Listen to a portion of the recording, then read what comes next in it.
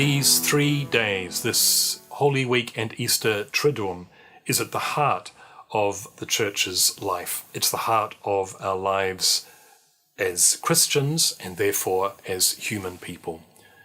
Beginning this evening with the evening Mass of the Lord's Supper, the Mass at which feet are washed, the Mass at which we celebrate the institution of the Eucharist, the Mass after which we sit in silence before the altar of repose in prayer, as Jesus in the Garden of Gethsemane. Have you ever thought about that group that gathered for the Last Supper?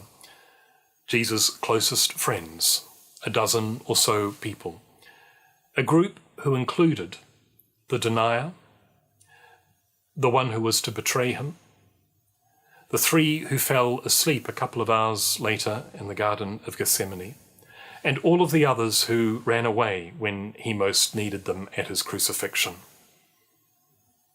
You'd think this was proof that this group was unsuitable. But isn't it interesting that after the resurrection, Jesus goes back to these same people. He finds them again. They try to hide from him. They're embarrassed. Are filled with shame and even guilt at what they had done in their betraying, in their denying, and in their ignoring his pain. But Jesus says to them, I need you now. And they say, but we are not worthy. And Jesus says, this is why I need you. Because it's no longer your strength and your ability, it will be the power of God working through you. And this is why in the church we are a pretty imperfect bunch. Even among our friends and those in our Christian communities, there's a great diversity. It seems a diversity of commitment. There is denial and there is betrayal. But this is not as significant as the power of God who is with us, the power of God who is working through us.